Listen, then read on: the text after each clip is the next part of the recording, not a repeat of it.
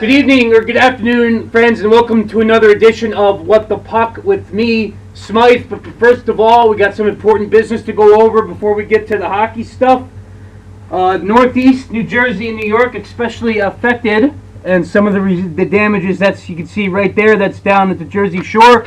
Some houses were completely swept off, and God knows where they are, thanks to Hurricane Superstorm Sandy. There's another pic right there for you. That's from New York City. So I just want to say that anybody affected by this storm, whether it be friends, relatives, acquaintances, or whatnot, whether you have no power or no electricity, which some people still do.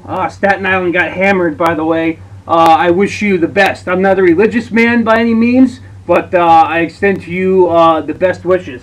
Now here's something that really irks me, unhockey related.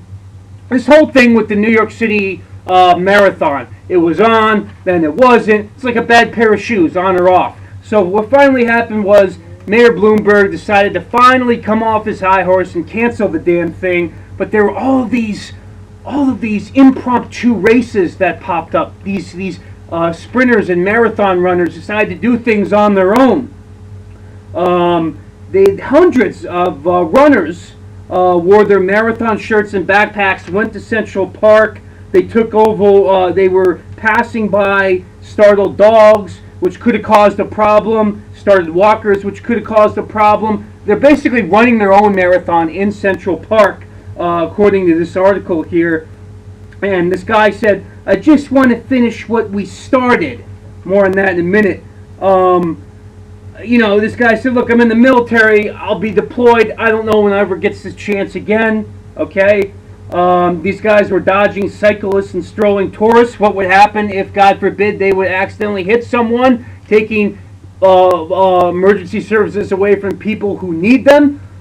It's unbelievable. This this guy said, I just wanted to come out of this with a medal on, I said. And this other guy said, I was almost in tears because I've been training for 2 years, she said. 2 years? Who cares? There are people in Staten Island, in New York City. Bodies are still piling up. Thousands of people are without power, have no running water. And these selfish... Let me tell you something about sprinters or bicyclists, okay? And this is just from what I've seen. No offense to anybody who does it.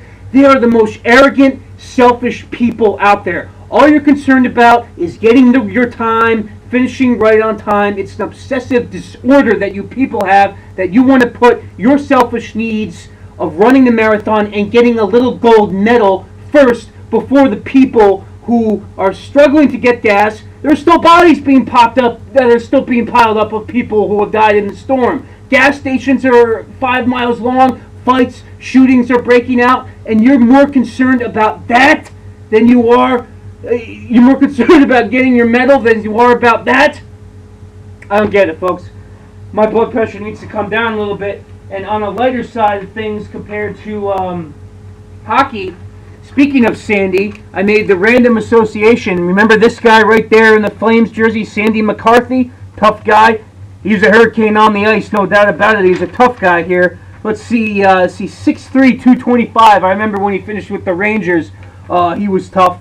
But this is what's interesting about these tough guys. In 1991-92, when he played for the Laval Titans of the Quebec Major Junior League, he had 39 goals, 51 assists for 90 points, along with 326 penalty minutes. A well-rounded player, of course, there. And then he went to the majors and, was a tough guy for many years to come. Now, ever since, of course, we're in a post-lockout situation right now. But after the first post-lockout situation, the NHL implemented all of these rules. They wanted to get down on the clutching and grabbing stuff.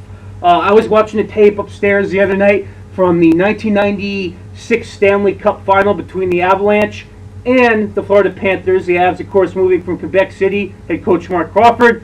There was so much stuff being done, holding, grabbing, slashing, that the refs would have had a field day with it if they enforced the rules that they're supposed to now. So I wanted to show, you probably already know because you're a diehard hockey fan, but I wanted to help illustrate what absolutely should be called, and if something that you do is seen by the ref, they're going to call it 8 times out of 10. So for that, I want to bring in the old coach here. He's going to help us out with this demonstration. As I knocked over the stick there, that was good. But I'm going to get my stuff here as the old coach can make his way down here. As he comes right down, I got this stick. This is an old Synergy, by the way. They don't make these anymore, but they're really good. Light and stuff. Come on in, Coach. Thank you, Rob. All right, Coach, grab your stuff. And what we want to do here is just show the folks what would constitute a penalty. Now, we went to a couple Trenton Titans games in the East Coast Hockey League last week. Some very awful, disgusting calls that were made. We'll get to that in a minute, but I just want to show everybody what should be called. The first one is a slash. Now, these new sticks that are made, very, very light compared to the wood ones. They can bend easy, they can break easy. I've seen guys take a simple wrist shot in warm-ups and break it. So if you chomp down on that, chances are that you're going to break the stick. And if you break the stick on a slash like that, there's no denying it because the evidence is right there on the ice and you're going to get called. Now, let's say, here, just come over here for a second, Coach, and I'll show you something. Let's say the puck is right here along the boards, all right? I'm coming in, and I use my free arm, okay? This is my free arm, the arm that's not on my stick. I use it to push him or grab his jersey by any way, pull him out of the way. That's got to be called, and it will be called. The referees now are looking for free arm activity, and chances are that's going to get called. And, you have the standard, you have the hookings, the trippings. It doesn't matter where it's deliberate. If you're trying to play the puck and he trips over it, then that's going to be called. And, of course, it doesn't matter holding the stick right there. That's going to be called no matter how long you do it. Now, so that's all the stuff that should be called thanks to the post-lockout era. There's a couple other things that's important. We take a guy like Zdeno Chara, okay? The guy's huge, 6'9", all right, has the hardest slap shot in the league.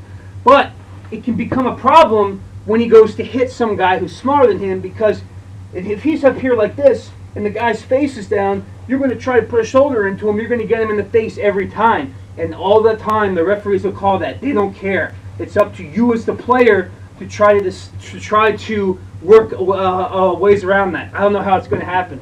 On a funny note, I remember last year, Brandon Prust for the Rangers got called for, charging or something against Zdeno Chara. I mean, he was up in his face. I mean, he kind of leapt off a little bit, but it was still called. But the big guys certainly have to be careful of that. Now, this is something that's going to cost someone their life one day. I hate to say it, but you see that right there?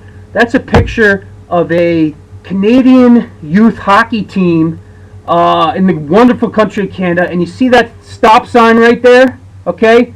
That's what they have on the back to try to prevent hits from behind.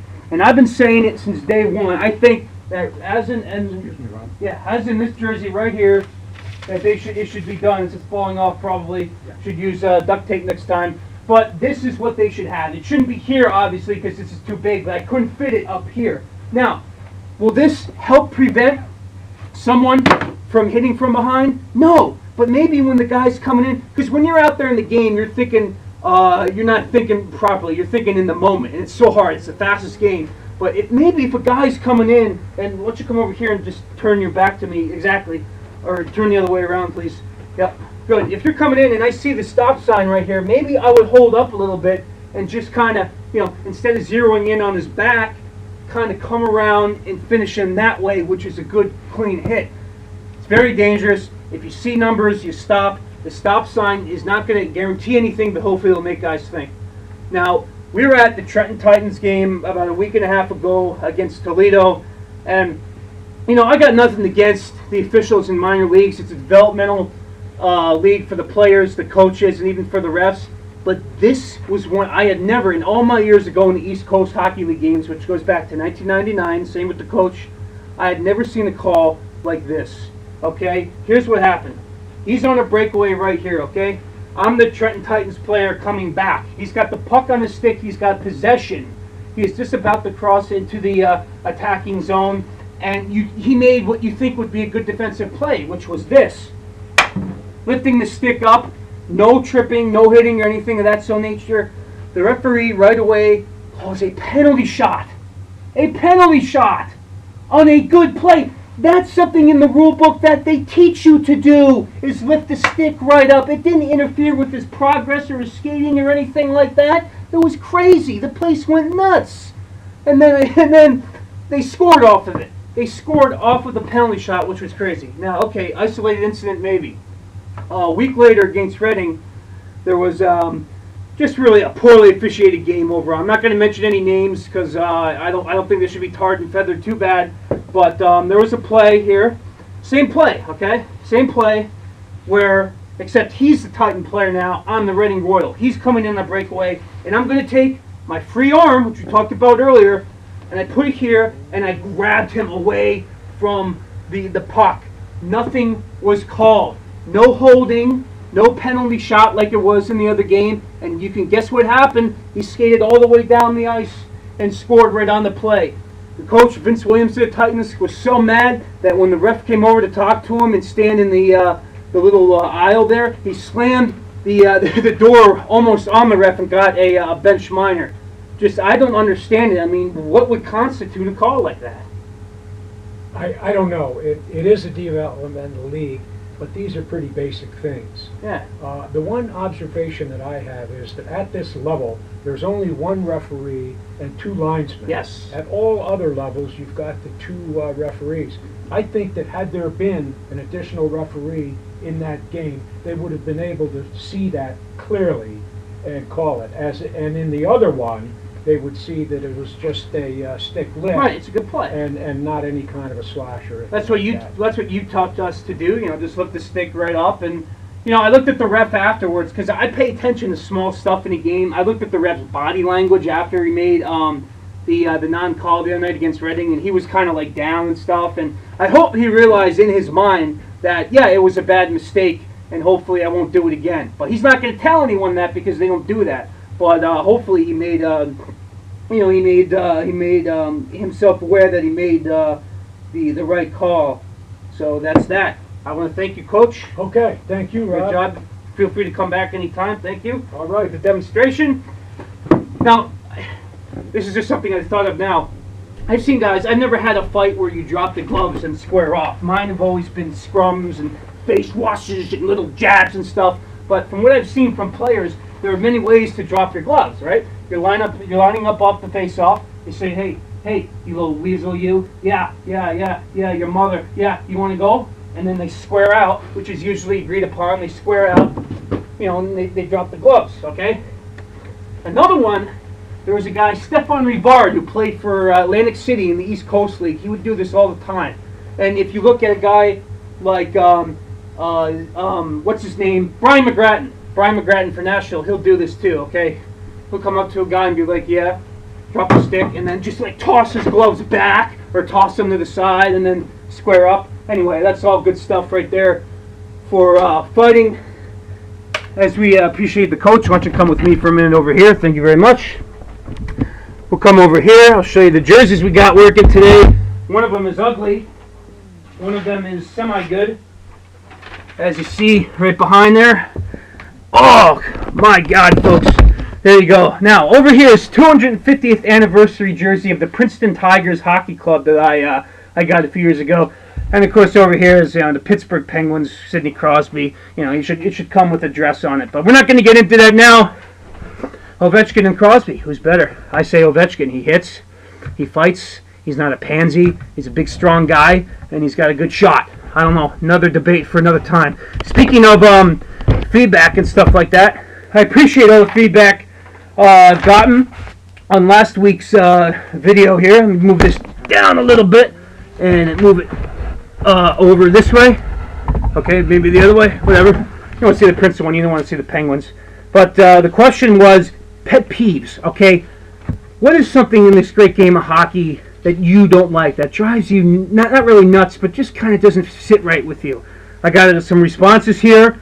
One of them was from Bob. He says, pet peeves, guys hitting well after the whistle. Generally allowed, but should be called, because it always leads to pushing and shoving for no good reason. Call it, will stop. Interesting point. I believe in pushing and shoving and punching after the whistle if it's for a good cause. If the guy snows your goalie, if he slashes your goalie, whacks your goalie, whatever, then you should respond immediately. But none of this stuff, or just because you say something, you got to jab the guy, that's ridiculous. And what is with this whole thing of, this whole phenomenon, folks, of if you throw a good hit on a guy, you have to fight a guy because the guy feels that he's standing up for his player. It's a good hit. How many times have we seen it? Go to YouTube and search this phenomenon. You'll see it all over the place. I do not get it. Please explain it to me.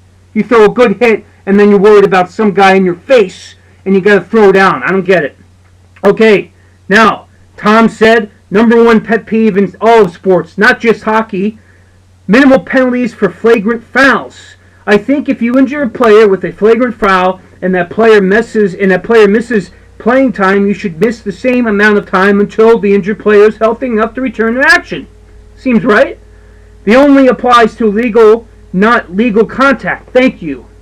A good friend of mine, Eli Levitan, says the exact same thing. He's been saying the exact same thing for many years now, way before the Matt Cook incident. And let me tell you something. Just because Matt Cook only had, 30 penalty minutes last season, everyone was portraying him, the Pittsburgh media, and everybody was saying, oh, he's such a saint. Oh, what a turnaround for Matt Cook. That does not take away that he ended Mark Savard's career with an elbow to the head. And if that were the case, Matt Cook wouldn't be playing again because Mark Savard he was so bad with his concussion. He had to lie in a room with the lights down, and it was so bad. If that were the case, Matt Cook would be out of this league for good. I agree with this rule. It'd be hard to enforce logistically, but overall, it makes sense. Okay. Now, Eli Levitan again chimes in and says, this is a good one. Peeve. Fighting with gloves, eye shields on. Plus touching base on what you said about the holding the puck too long, players being too fancy with the puck, players bouncing it right into oncoming traffic when they clearly see the guy. You ever see, what was that, Semin? We played for the Capitals a few years ago, had a scrap with one of the Rangers. He had his shield on, typical European guy. I'm not saying that's a bad thing, that's the way it is. These guys, French Canadians, Europeans, they wear visors, okay? I have no problem with that, it's smart. But he was on there with his visor on, and he was trying to throw punches like this and everything and stuff. If you're going to do it, at least drop your gloves and take off your mask so the guy who's punching you isn't getting a full thing. I was looking for my helmets way over there, no need. But, isn't punching your shield. You could break a hand that way. He also said, rule that should be implemented in the NHL, whether it comes back, player who injures another with an illegal hit should be out as long as it's injured. Matt Cook, perfect example. I couldn't agree with you more, Eli. It should be done. No question. Now, viewers, I want you to answer this question.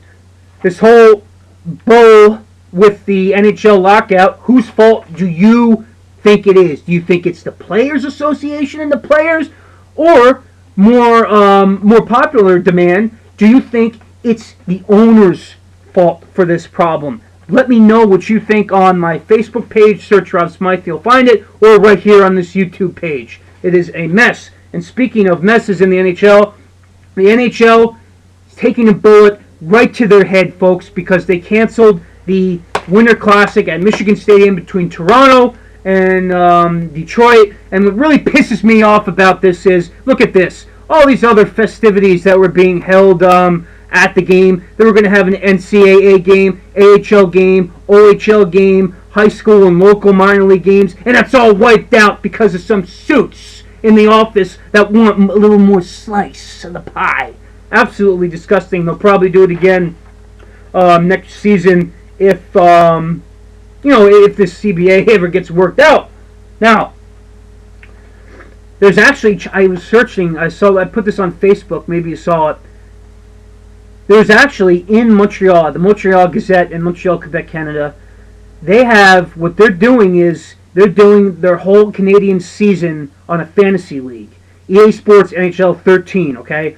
And they're simming every single game that the Canadians would be playing if not for the locked-out season this year. And they're posting articles in the paper about it right here. And they're making up quotes and things like that. Check this out, man. This is unreal. I mean, it's not like you're deprived in Montreal, Quebec, right? I mean, you got some junior teams up there, and I don't know. But I just thought that was a little bit of interesting information. Now, talking about the Trenton Titans earlier, they basically have two affiliates now. Philadelphia Flyers through the Adirondack Phantoms in Glens Falls, and now they have the Albany Devils through the New Jersey Devils as well, because a lot of the New Jersey guys, are going to be sent down here because logistically it makes sense. And one of those guys, who is not from the Devils, but he's from, he was actually part of the Rangers organization, played for the Connecticut Whale. His name is Chris McKelvey, and he was assigned to Trenton recently. There he is right there in the beautiful old Hartford Wolfpack uniform. None of this Pudgy the Whale stuff. But 38 games, 5 points, 42 penalty minutes. He came down to Trenton, 2 goals and 2 points. But unfortunately, he got the call right back up to Albany, deservedly so. And then there's this guy, Harry Young, right there with the Wayne Gretzky Trophy, former Windsor Spitfire. Great program right there. This was after he beat Kitchener in 2010 with the Wayne Gretzky Trophy. Let's see, he's a defenseman, but he can play left wing, I think, or maybe it's the other guy I'm getting confused. Selected by the Devils in round 7, 202 overall back in 08. He came down to Trenton. He didn't have any points, but he played strong, physical hockey, which I like. I'd rather you go out there and throw 8 hits a game than go out and have 2 goals and 3 assists. That, and the coach always used to say, the guy that was in here earlier, he said that, to me, assists are more important than goals because that means you set up a goal scorer and you set up a play. You didn't finish. So to me, it's like the architect of a play right there. And before we sign off, and before you get to commenting and checking to see what's happening with the CBA, I used to do this. I was on radio for many years at college, and I had a rock and roll show, and I always used to do random ass segments. Random facts that you may not know, that you may not care about, that don't affect you, your brother, your sister, your cousin, your dog, your hamster in any way, but it's still interesting information. Now, here is the iconic Montreal Canadiens logo right there. It hasn't changed much, since its long, the long run as an original 6 team. And if you flip it over right there, or actually this way's better, you can see an H right there, folks, in the middle of the jersey. Now, what this is it stands for hockey, not habitant, as is commonly rumored. Now, Montreal is technically Club de Hockey Canadiens, and were once the Club Athletic Canadiens, hence the A that once sat in place of the modern H. If you go on hockey games and stuff with the throwback jerseys, you'll see what I'm talking about. But habitant is a nickname, but it is not a reason for the letter. There you go, my friends. Thanks for dropping by. Another edition of What the Puck, coming up probably next week. I apologize for the lateness, but we're scrambling here from this mess of Hurricane Sandy. We only lost power here in central Jersey for about 12 hours. A few branches went down. We got very lucky, but people are still without power. In New York, Staten Island got creamed. Jersey Shore got creamed. Please, folks, encourage people to help you out here. Get the power back on. All you utility workers, do whatever you can. There are people out there suffering. Until next time, I'll see you, and keep your head up. Yeah.